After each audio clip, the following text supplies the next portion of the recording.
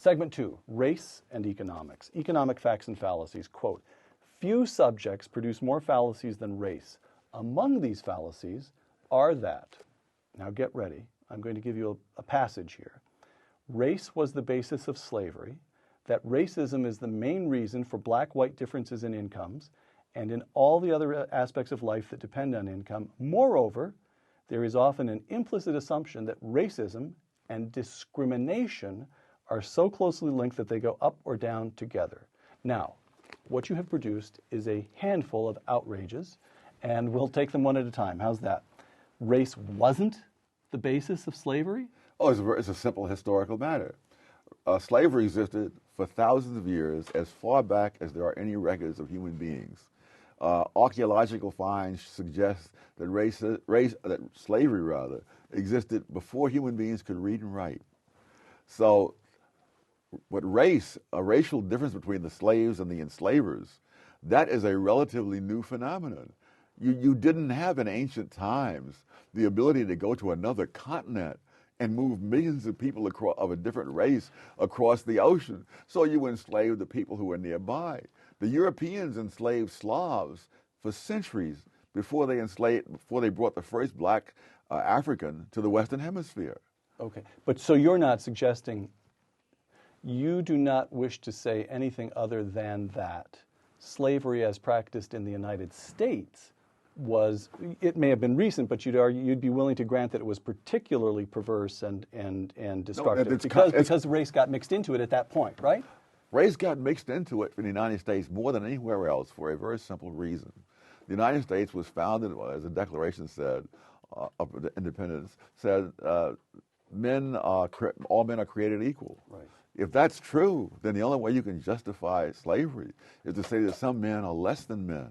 I see. So the racial but in Brazil, where Brazil imported more slaves than the United States, there was no such ideology. Brazil was not a democratic country. The whole issue never arose. I see. All right. Race doesn't account for differences in black-white income? No, the differences between income between Western Europeans and Eastern Europeans is greater than the difference between blacks and whites in the United States.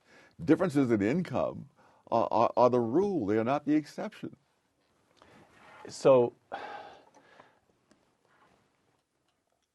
looking at all these sociological studies that show a persistent gap between African Americans in income and every other form of American in income is what? Useless? It tells us things that we don't need to know. It misleads us. How would you describe that? Wrong, I think, sums it up. It is not true. Hispanics have a lower per capita income than blacks. Hispanic households and families have a higher income than black households and families, simply because the Hispanic families are larger. Okay.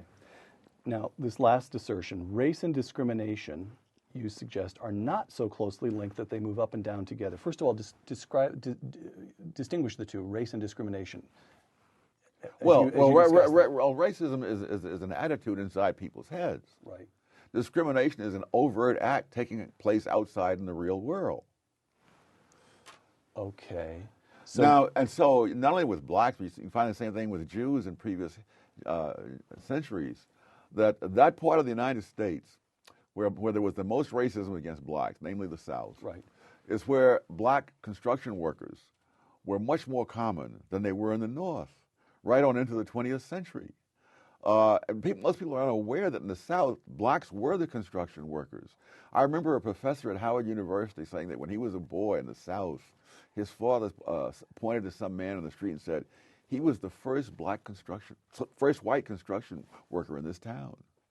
And so what was going on there? The racism did not, so whites could think of blacks as somehow or other separate, but they'd still employ them because the market made it profitable to do so. Yeah, in fact, yes. In fact, a law had to be passed to stop this because in the 20s, and particularly as the Depression got underway, black construction companies in the South using black non-union labor would come up to the North and underbid on government contracts, taking them away. And so this was very common, to the point where they passed the Davis-Bacon Act, which said that on government contracts you must pay the prevailing wage, which translated almost invariably into the union wage. Right. So your point on the distinction between racism and discrimination is, don't worry about racism. It's inside people's heads. You can't measure it.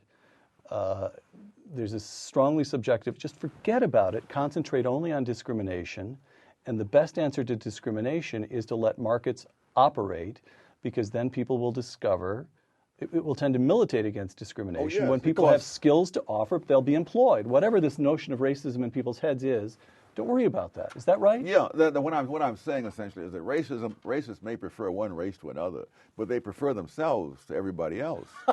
So they'll do what's profitable. That's right. That's right. Got it. And Okay. that was even true in South Africa under apartheid, that there were hundreds of construction companies in South Africa that were fined in a government crackdown because they were hiring more blacks and in higher positions than they were allowed to under the apartheid law, because that was where the money was. All right.